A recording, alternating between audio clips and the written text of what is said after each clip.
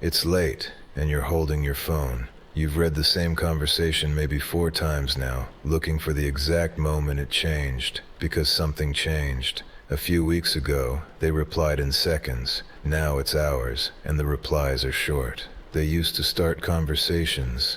Now you start all of them. They talked about plans, about the future, about us. And then they started going quiet the second things got real. So you're sitting there with the question that's been eating at you. What did I do? Did I say too much? Did I come on too strong? Did I want more than they did and scare them off? And the worst part isn't even the silence. It's that there's no reason, no fight, no betrayal you can point to. Just someone slowly going cold while still being right there in front of you. You're not really waiting for a text anymore. You're waiting for the person you fell for to come back, and you're starting to wonder if they were ever fully there. If that's where you are right now, I want you to hear one thing before we go any further. You're not crazy, you're not too much, and you didn't break this by caring. What you're living through has a shape. It's called an avoidant breakup, and it tends to move through 5 stages. We're going to walk through all 5, what each one feels like, what's actually happening in the other person's head, and why almost none of it means what you're afraid it means. By the end, you're going to understand the thing that's felt impossible to understand, and you're going to be able to stop blaming yourself for it. Stage 1. The pressure builds. Before the cold, there was the tension. This is the stage nobody warns you about because at the time, it doesn't look like a breakup. It just feels off. On the surface, things were mostly fine, but you started noticing little things. Small arguments about stuff that never used to be a problem. How often you see each other, why you didn't reply fast enough, who's putting in more effort. You'd bring up something normal, like meeting their friends or a trip in a couple of months, and they'd get vague. We'll see. Let's not plan that far out. And you couldn't name it, but you started feeling like you were walking on eggshells, like you had to be careful, like wanting normal things, a little reassurance, a little closeness, to know where this was actually going, had somehow turned into asking for too much. Here's what was really happening, and it's going to sound backwards. For most people, getting closer to someone feels good. It feels safe. But for someone with what's called an avoidant attachment style, closeness sets off an alarm. The closer you get, the more they feel like they're being swallowed up, like they're losing themselves, or about to be trapped. So when you reached for them, their gut didn't say, "Come here." It said, "I need air." That mismatch is the whole engine of this thing. You felt close, so you opened up more. They felt crowded, so they pulled back more. And the harder you tried to fix the distance by being more loving, more honest, more available, the more they needed to create distance. You were both reacting to the exact same moments in completely opposite directions. So if you've been replaying this stage thinking, "I pushed too hard, I should have stayed cool," read this slowly. You didn't cause their reaction by wanting closeness. Wanting closeness is normal. Their alarm going off when you got close is the part that was already there, long before you showed up. Stage 2. They go cold. This is the deactivation stage. One day, the warmth is just gone. This is the stage that makes you feel like you're losing your mind, and I mean that almost literally. The person who used to send good morning texts now answers in one word. The person who wanted you close now seems annoyed that you're around. You ask for a hug, and you can feel them stiffen. You suggest doing something together, and you get a sigh. And the cruelest part is the contrast. You remember, clearly, how they were 2 months ago, how they looked at you, how wanted you felt, so your brain refuses to accept that this version is real. It keeps telling you the warm one is the real one, and that if you just say the right thing, do the right thing, be a little more understanding, you'll get them back. So you start managing it. You type out a long, honest message about how you feel, and then you delete it. You send something short and breezy instead, trying to sound relaxed and unbothered while your heart is pounding. You're staying calm on the outside while you're panicking on the inside, and doing both at once is exhausting. And it's humiliating too, being the one who's always reaching, always smoothing things over, always asking if everything's okay while they barely look up. What's happening on their end has a name. It's called deactivation. It means their mind is quietly switching off the part of them that's attached to you, because being attached to you started to feel like too much. They're not going cold to punish you. They're going cold to make their own anxiety stop. When closeness feels like a threat, shutting down feels like safety. And what you're doing has a name too. When someone you love pulls away, your instinct is to chase. You explain yourself. You apologize for things you're not even sure you did. You ask again and again if everything's okay. That's called protest behavior. It's everything you do to try to pull them back. And here's the trap. With an avoidant, every one of those things makes it worse. The more you reach, the more pressure they feel, and the more they retreat. So here's what I need you to take from this stage. You weren't being needy. You were reacting in the most human way possible to someone you loved going cold for no reason you could see.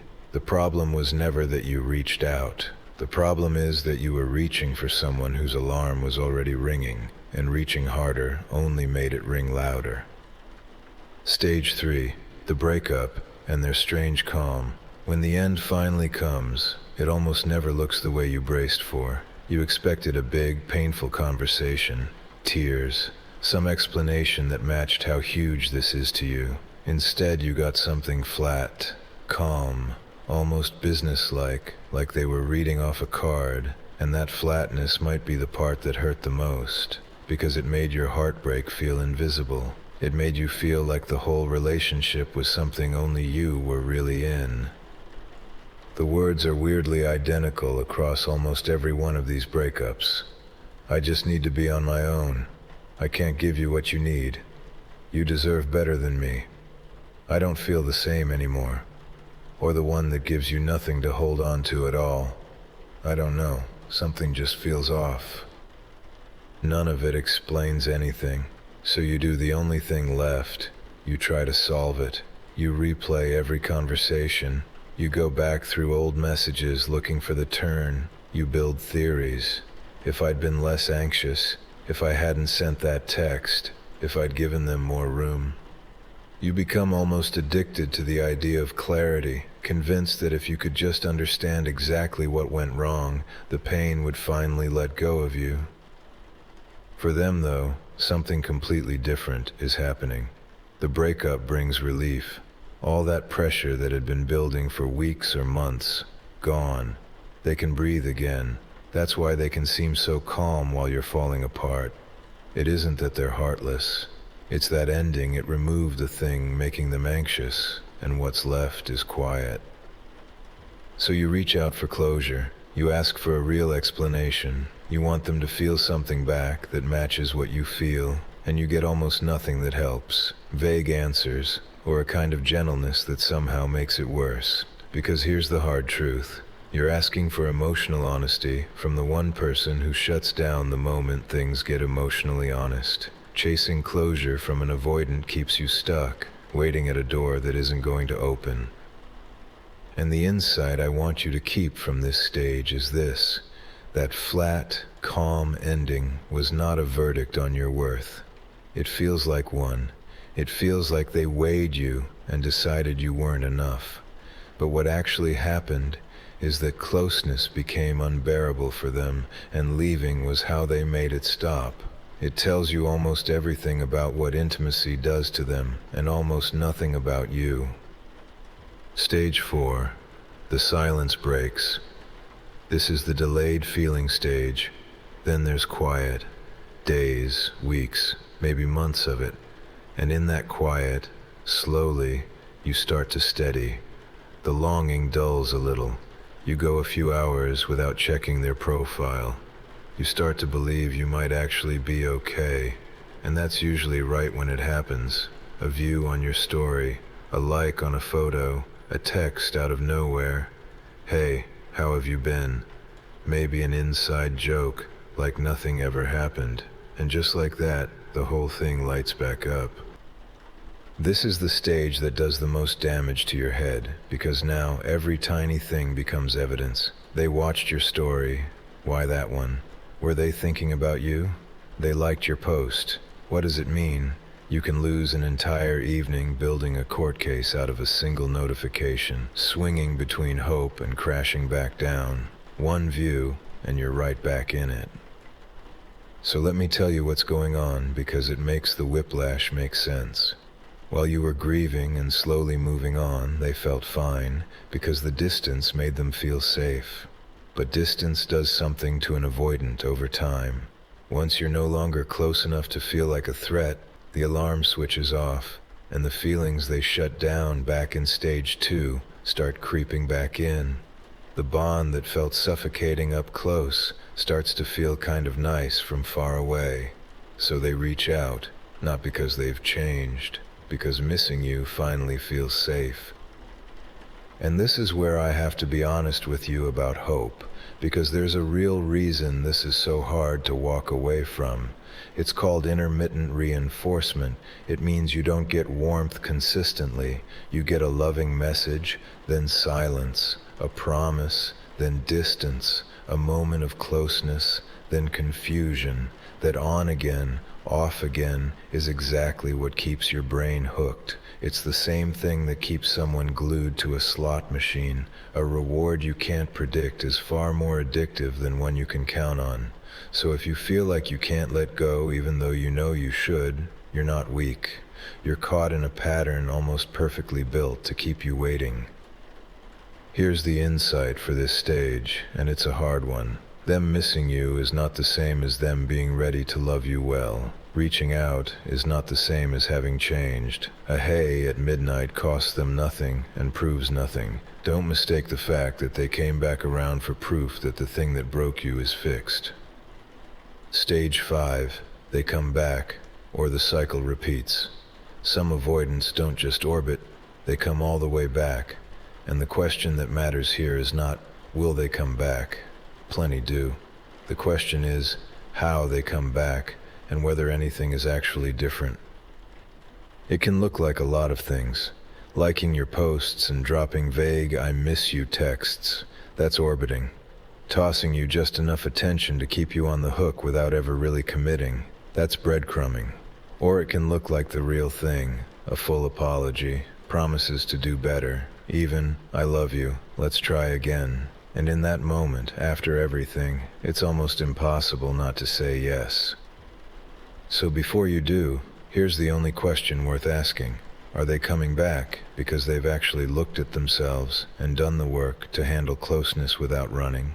Or is it just that being apart made wanting you feel safe again? Those two things look identical for about a week. After that, they don't. A real return shows up as actions, not speeches. It looks like them owning what they did without you having to drag it out of them. It looks like them staying present when things get close, instead of vanishing. It looks like follow-through over weeks and months, not one beautiful apology on a Tuesday night. And if those things aren't there, then letting them back in on words alone just restarts the whole machine. Closeness, pressure, going cold, leaving, silence, a text out of nowhere, round and round, and it usually hurts more the second and third time, not less, because every loop chips away at something important, your ability to trust your own judgment. After enough laps, you stop trusting them, and then you start to wonder if you can trust yourself. This is the part where a lot of people finally step out, not because they stopped loving the person, but because they finally saw the shape of the thing. And once you can see the loop clearly, you get a choice you didn't have before. You get to decide not to take another lap, even if part of you still wants to. I want to come back to the thing you've probably been doing this whole time, blaming yourself, going over it on a loop. If I'd been calmer, less emotional, more patient, if I'd asked for less. You've half convinced yourself that if you'd just been a slightly different person, they would have stayed. And I need to be straight with you. That story feels true. but it's wrong, and it's keeping you stuck. Here's the bigger picture. This avoidant pattern almost always starts long before you. Usually it goes back to childhood, to growing up somewhere that closeness wasn't safe or reliable, where needing people led to disappointment or to feeling like a burden. So they learned, very young, to protect themselves by shutting their needs down. It genuinely helped them survive back then. It just quietly wrecks their relationships now, and it was running long before they ever met you. There's a name for the dynamic the two of you got caught in too, especially if you lean anxious in relationships, meaning closeness is what makes you feel safe, and distance is what frightens you. It's called the anxious avoidant trap. When things get tense, you move toward them for reassurance, and they move away to feel safe. Your reaching makes them retreat. Their retreating makes you reach harder, and around it goes. It isn't that one of you is the broken one. It's that your two alarm systems are wired to set each other off. So, when you look back and see yourself getting more anxious, texting more, scanning for every sign they were pulling away, that wasn't you being pathetic. That was a normal person trying to hold on to something that kept slipping, reacting exactly the way that pairing pushes you to react. Seeing this as a pattern instead of a personal failure is the thing that finally lets you set some of the shame down. You didn't lose them by being too much. You got caught in a loop that was bigger than both of you. So, let's talk about where this actually leaves you, honestly. Part of grieving this kind of breakup is grieving two things at once. The relationship, yes, but also the hope that it could have gone differently. That the warm version of them was the real one, and the cold version was just a mistake you could have fixed. Letting go means making peace with a hard fact. You may never get the clear explanation you wanted. Some of your questions are going to stay unanswered because the one person who could answer them shuts down the moment it gets real. Waiting on that closure is waiting for something they can't give. And here's the part I don't want you to miss. You don't need them to come back, and you don't need them to finally realize what they lost in order to be okay. Your recovery was never in their hands. It can't be, because it would depend on the one person who keeps disappearing. It's in yours. I'm not going to tell you they'll never reach out again. They might. There may be another quiet stretch, another like on a post, another, "I've been thinking about you." If that comes, remember everything you now understand. A return is not proof of change. Missing you is not the same as being ready for you. The only thing that counts is steady, consistent action over time. And if that's not there, you already know exactly where the loop goes. You're allowed to stop waiting. Not because they were a villain, and not because what you felt wasn't real. It was. But because you finally understand the pattern, and you don't have to keep offering yourself up to it, hoping this lap will be the different one. You made it through the confusion, the silence, and the part where you blamed yourself for all of it. The blaming can stop now. You understand what happened, and understanding it is what gives you the room to choose something steadier next time, with someone whose first instinct when you get close is to stay. I've been the Relationship Detective, and thank you for watching. If this video helped you see things more clearly, please give it a like, leave a comment, and subscribe to the channel. I wish everyone watching all the best, and I hope to see you again in the next video.